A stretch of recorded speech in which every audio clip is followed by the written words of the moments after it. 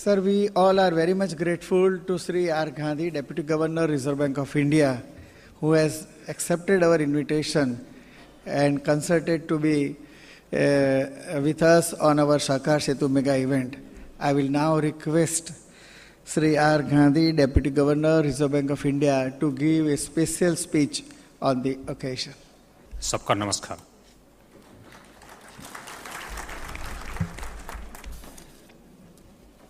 आदरणीय 11 Shri Jyotindra Mehta, chairman Gujarat federation of urban cooperative banks, Shri Ajay bhai Patel, chairman Gujarat state cooperative bank, Shri Sahu, regional director, reserve bank of India, Shri V.S. Das, our respected senior from the Reserve Bank of India, who is now retired and is assisting the Federation, Sri Dollarbai Kocharia, Vice Chairman, Gujarat Federation,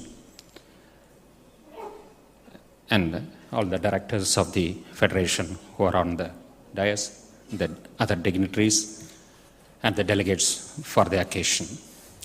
Once again, my warm good morning to all of you.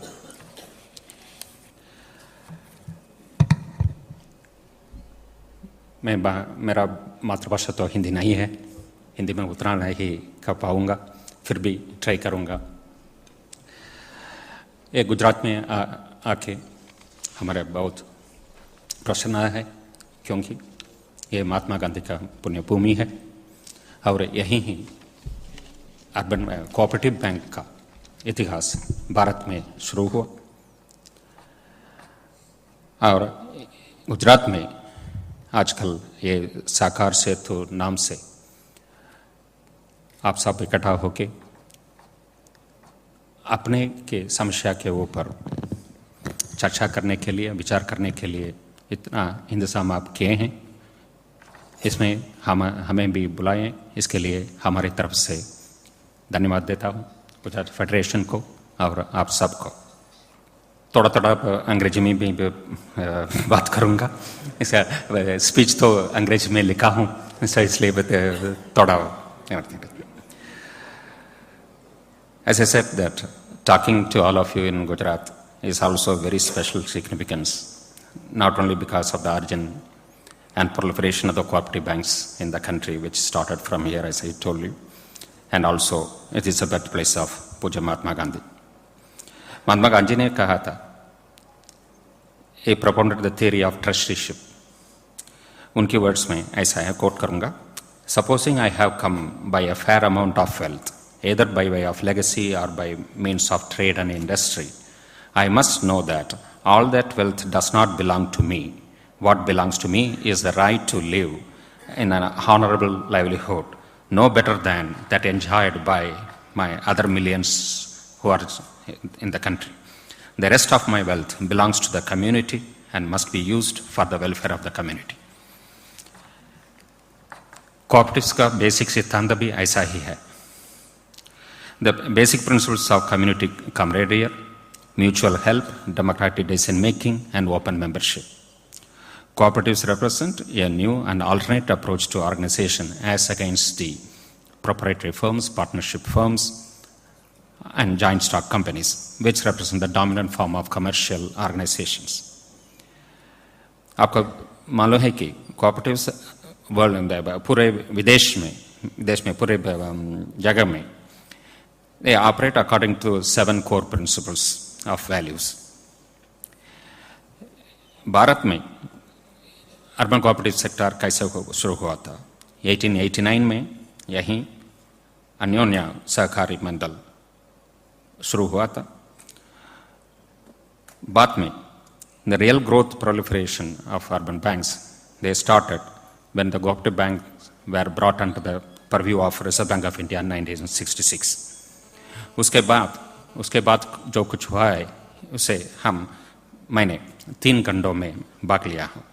पहला phase था growth phase था, ये तो 1966 से 2003 तक हुआ था।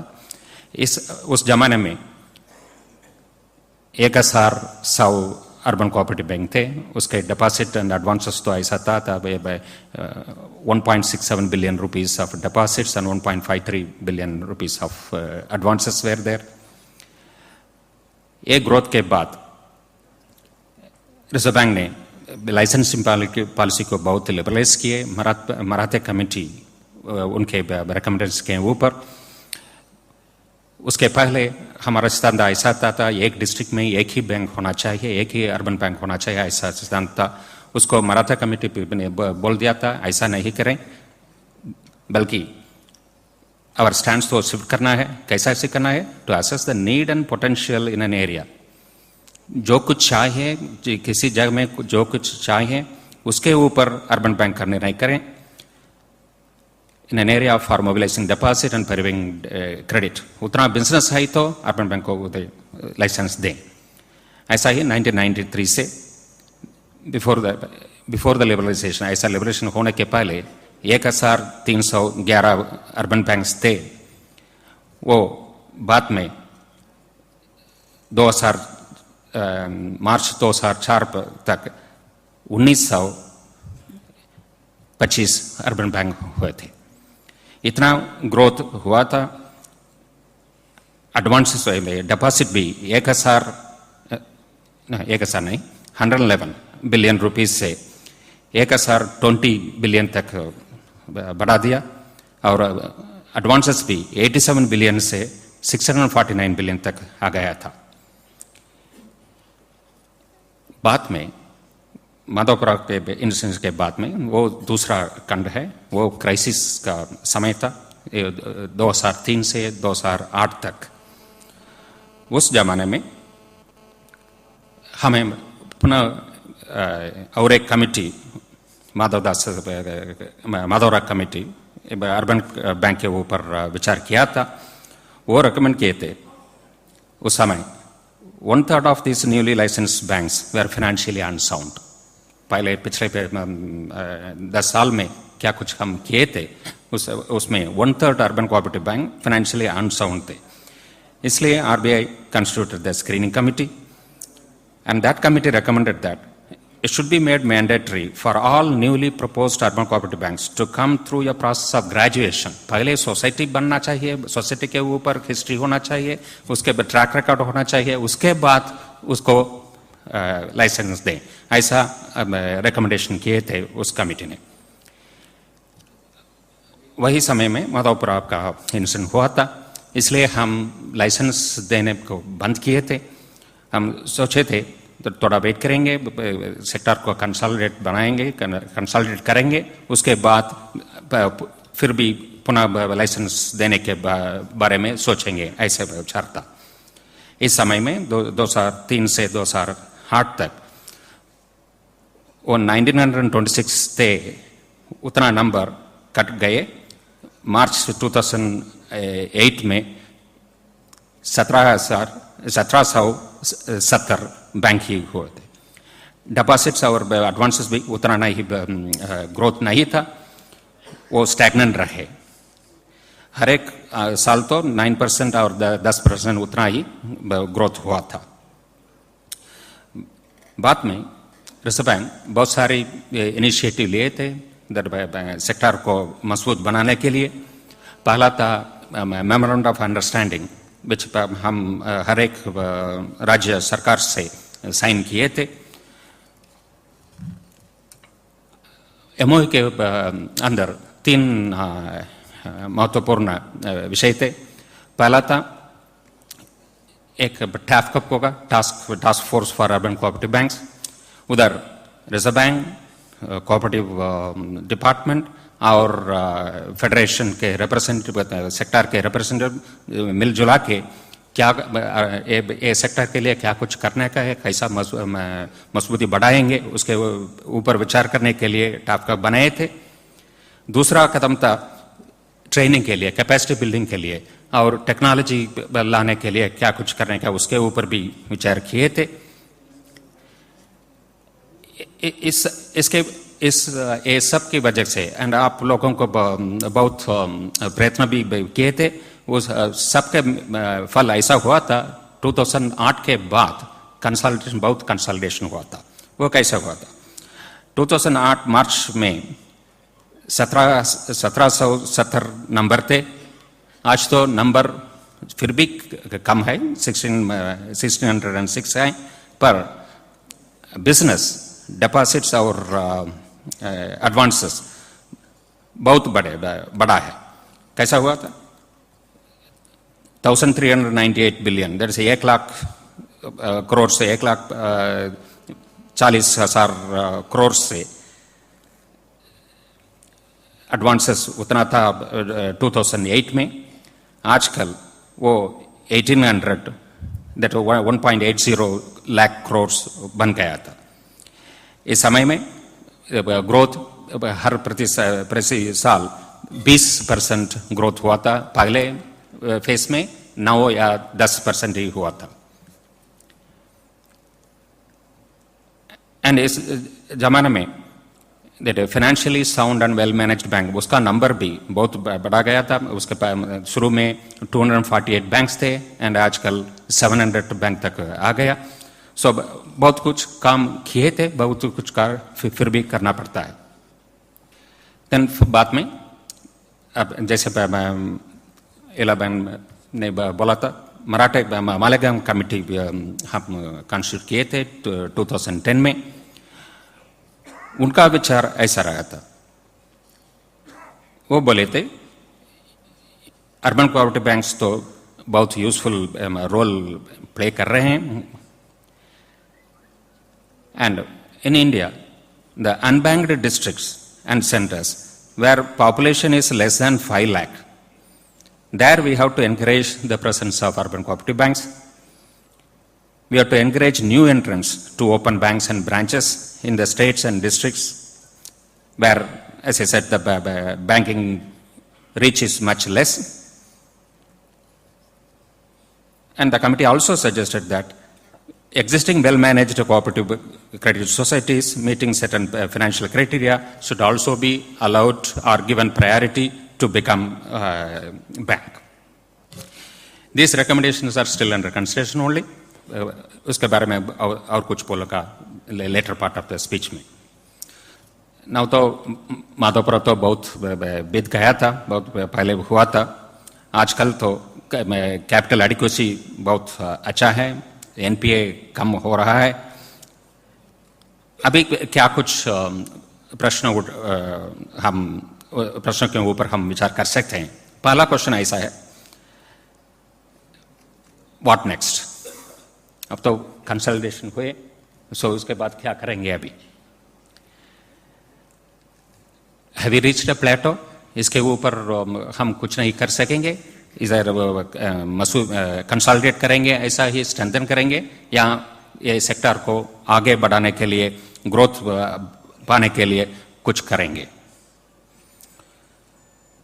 Given the fact that UCBs are an important segment of the banking system, ये तो बार बार हम पूरी मन से बोल रहे हैं, अर्बन बैंक का उनका अलग स्थान है इंडिया के फाइनेंशियल सेक्टर में,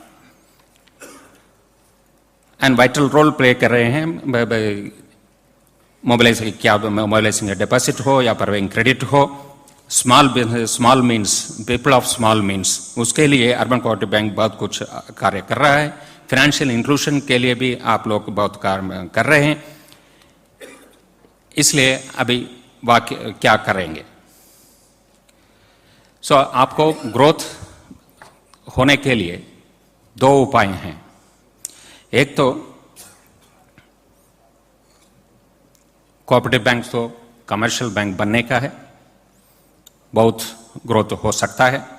दूसरा तो कोऑपरेटिव बैंक ही रहेंगे पर इसको बढ़ाने के लिए कुछ कर सकेंगे। पहला तो large urban cooperative banks who have reached a certain threshold in the size and complexity of business, enabling them their graduation to commercial bank can be thought of, so that their growth is facilitated.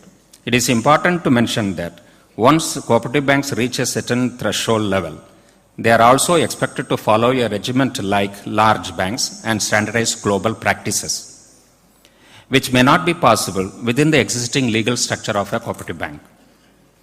Therefore, before we move forward, existing legal and regulatory framework need to be revisited to enable smooth transition.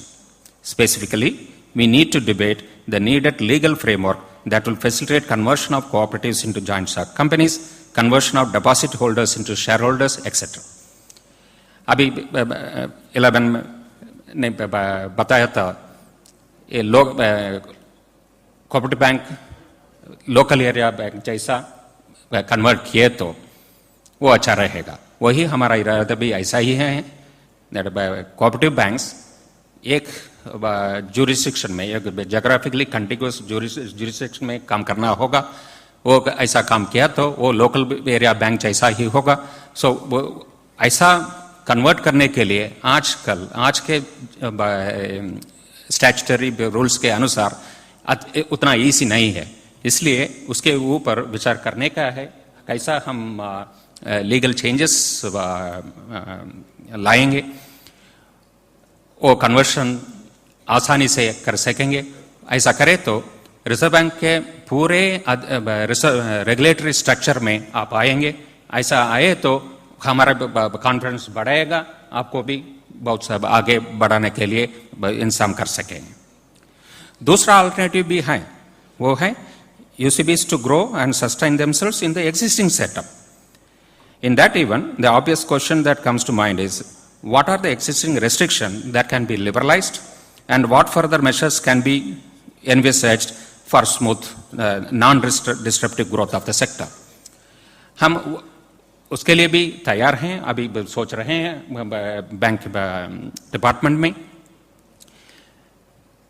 पर हम ये conscious रूप से मन में रखना क्या है, आप जब तक कोऑपरेटिव बैंक रहेंगे, द रेगुलेटरी अधिकार रिजर्व बैंक का पूरा नहीं होता है. सो पूरा नहीं होने के नाते पूरा इंडिपेंडेंस आपको देने के लिए हम बहुत कुछ हेजिटेट कर रहे हैं. पिछले हिस्ट्री हैं, एक्सपीरियंस हैं, सो उसके लिए थोड़ा मन में डाउट्स हैं. इसलिए आप कोऑपरेटिव स्ट्रक्चर में आगे बढ़ने में तो बहुत आसपास से बहुत ध्यान से करना होगा. उतना फ्रीडम नहीं दे सकेंगे. फिर भी हम हर एक रेस्ट्रिक्शन के पिछले जमाने में क्या कुछ किए थे, लाइसेंस को या ब्रांच लाइसेंस को, अभी ATM वगैरह, वो सब रेगुलेशन को अभी पुनः रिव्यू करते हैं. रिव्यू करके कुछ लिबरेशन तो आएगा. आगे क्या कर सकते हैं नेक्स्ट फेज में, नेक्स्ट जनरेशन कोऑपरेटिव में, वही आज का थीम है. ये करने के लिए थोड़ा विश्व पर क्या कोऑपरेटिव बैंक्स कैसे काम कर रहे हैं उसके ऊपर थोड़ा विचार करने का है. बहुत एग्जाम्पल्स हैं. पहला एग्जाम्पल तो यूरोप में है. यूरोप में बहुत साल पुराने से कोऑपरेटिव सेक्टर बहुत मजबूती हो गए हैं. उधर तो at the bottom cooperative banks local area और रीजनल जैसा बैंक्स हैं. उसके ऊपर सेकंड टायर में या थर्ड टायर में अम्ब्रेला ऑर्गेनाइजेशन हैं. ये अम्ब्रेला ऑर्गेनाइजेशंस के ऊपर बहुत सारे लोग बात किए हैं. मैंने कल भी हमारा एक्स डायरेक्टर विश्वनाथन जी ने आपके इधर थे, वो भी उसके ऊपर विचार किए थे. हमारा सीनियर VS दास जी, उसका एक कमेटी उनके नेतृत्व में आया था. वो बहुत सारे रिकमेंडेशन किए हैं. ये खुशी की बात है आज वो इम्प्लीमेंट करने के लिए भी उनका अवसर मिला है अभी. एंड नॉट ओनली अवसर, that he has actually started that centre for banking development and research. That I congratulate the federation to be the first to be creating such an umbrella organization, and definitely it will be doing a lot of good. Just as you started with capacity building, training, research, and बाद में definitely definitely I'm sure that you'll be taking forward to offer financial services also for the urban cooperative banks. अब एक अब मेहता जी ने बोला था उनके भाषण में that in a way it has already started, that check transaction के लिए छोटे अर्बन कोऑपरेटिव बैंक के लिए आप मदद कर रहे हैं, बोले थे, वो बहुत अच्छा है। ऐसा ही कोऑपरेटिव बैंक्स के अपने हर एक कोऑपरेटिव बैंक तो उनके दूसरे सो कंपटीशन तो नहीं है, सो कोऑपरेशन का हेल्प तो करने का है। सो बहुत अच्छा सुझाव है, आप ये आगे बढ़िए, ऐसा है हमारा ऐसा आशा है। जैसे बोला था यूरोप में देखे तो Italy, France, Germany, Netherlands, where cooperative banks' market share in loans, it is up to 45%. पूरे देश में आधा ऋण कोऑपरेटिव बैंक के जरिए जाता है उधर। ऐसा भी स्मॉल मीडियम एंटरप्राइजेस के ऋण में भी उनका शेयर तो वहाँ भी 50% हैं। So they are all able to face the challenges of the new post-crisis environment because their business models represents the present needs and expectations. Across Europe, cooperative banks exceed the minimum legal capital ratio also, and all of them have been rated AA or AAA. With their roots in Europe, there are good examples are there. Rabobank Group is there, DC Bank Group is there, Crédit Agricole Group is there. They all grown in recent decades into international financial services also. They provide activities in the fields of banking, asset management, leasing, insurance, real estate. क्या कुछ छोड़ा नहीं है, सभी जब हर तरह की financial products और सर्विसेज में ये कोऑपरेटिव सेक्टर हैं, उधर बहुत आगे हैं। The strong points of the cooperative structure became evident during the financial crisis of recent years. They did not have to ask for state aid and are able to keep financial results well up to the standard. Commercial banks तो बहुत America में भी हो, UK में भी हो, Europe में भी हो। 2008 के फाइनेंशियल क्राइसिस में बड़ी कमर्शियल बैंक्स को गवर्नमेंट से सपोर्ट देना पड़ा था, पर कोऑपरेटिव बैंक्स ऐसा कुछ नहीं था, वो अपने आप खड़े रहे थे। Measured according to Tier 1 capital, these groups are the world's largest financial institutions. All rating agencies, as I said, continue to give them high ratings. The cooperative identity stems back to the early 20th century.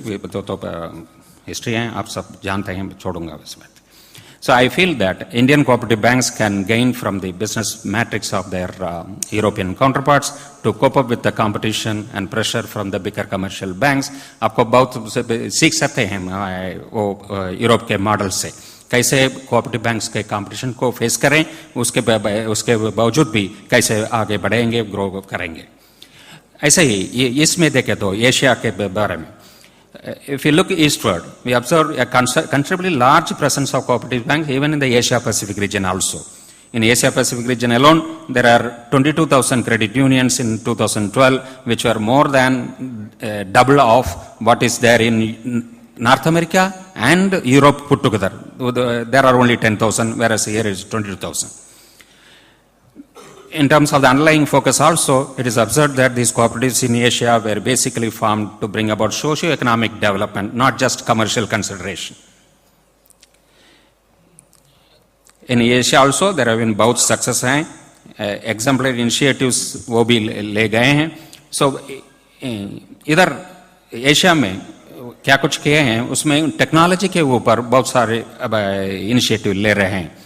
The creation of such technology information system will also help our cooperative system by providing a platform. आप सब उसके ऊपर सोच रहे हैं, वो अच्छी बात है। So technology आगे आने वाला दिन में technology is going to be the differentiator. आप उसे अडॉप्ट करें। और हमारा एक्सपेक्टेशन क्या है, आप new generation urban cooperative bank के ऊपर, पहला तो अम्ब्रेला ऑर्गेनाइजेशन वो बात बोल चुके हैं, सो उसके ऊपर बहुत बोले हैं, सो ये छोड़ूंगा। उसके ऊपर टेक्नोलॉजी, आप सबको टेक्नोलॉजी से भी होना चाहिए। इसके वजह से पहले मूल आधार है आप सब कोर बैंकिंग का सॉल्यूशन लाएं।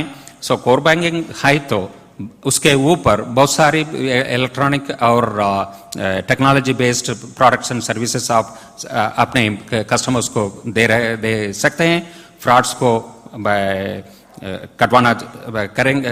कट कर सकते हैं। सो उसके लिए टेक्नोलॉजी तो अडॉप्ट करने का है। अभी तो पूरा हम तो आश्वासन दिए हैं दैट पिछले साल दिसंबर 2013 तक टियर 1 बैंक्स सभी कोर बैंकिंग सॉल्यूशन लाने का है, पर फिर भी कुछ बैंकों में ऐसा हुआ नहीं है। हम परस्यू कर रहे हैं। बाकी सब बैंकों में भी ये साल के अंत में कोर बैंकिंग सॉल्यूशन लाना जरूरी है। एक विषय है उसके ऊपर हम थोड़ा रिग्रेट है। Apart from the cooperativeness among cooperative banks, the next issue to provide to ponder over is the cooperativeness inside a cooperative bank. We observe that over the years, many urban cooperative banks have lost their cooperative character and have been reduced to almost family-run institution. To ensure cooperative membership, RBI has prescribed that the proportion of borrowing nominal members should be limited to 20% of the regular members. Some large multi-state cooperative banks have aligned their business models and goals with those of commercial banks while availing the concessions of this sector. So, in this context, a study was undertaken by the Reserve Bank of India. उसके ऊपर विचार किए थे हमारे कृषि college में, विश्वविद्यालय में, पुणे में। उसके बाद कुछ आश्वासन भी दिए हैं। Some of the steps to enhance the cooperativeness of urban cooperative banks in India could be increasing member awareness to strengthen the democratic character, focus on member education, and rekindle members' interest in the principles of cooperation. Steps can be also taken to increase the quorum requirements for annual general body meetings and make provisions for electronic and secure remote voting facility and cap the tenure and term of the directors of ऐसा कुछ recommendation आए हैं। इसके ऊपर आप सबको instruction भी दे दिए हैं। Capital standards, आजकल आज के ज़माने में हर एक बैंक विदेश में भी जाना और विदेश के बीच ट्रांजैक्शन करना जरूरी है। इसलिए ग्लोबल स्टैंडर्ड्स ऐसा है कि वे हर एक बैंक अपना कैपिटल को मजबूत बनाएं। Global regulatory practices also compel us to give such prescriptions to you. In India, urban banks can raise capital only from their members. Recognizing this limitation, Reserve Bank has prescribed that share linking to borrowing.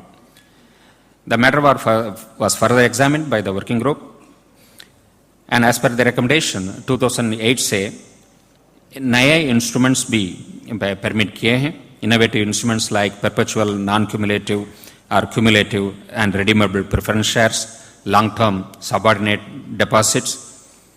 RBI has issued several guidelines for financing restructuring of less capitalized urban banks, like conversion of deposits into equity, guidelines for merger with DHGC's support, and transfer of asset and liabilities of weak cooperative banks to commercial banks also.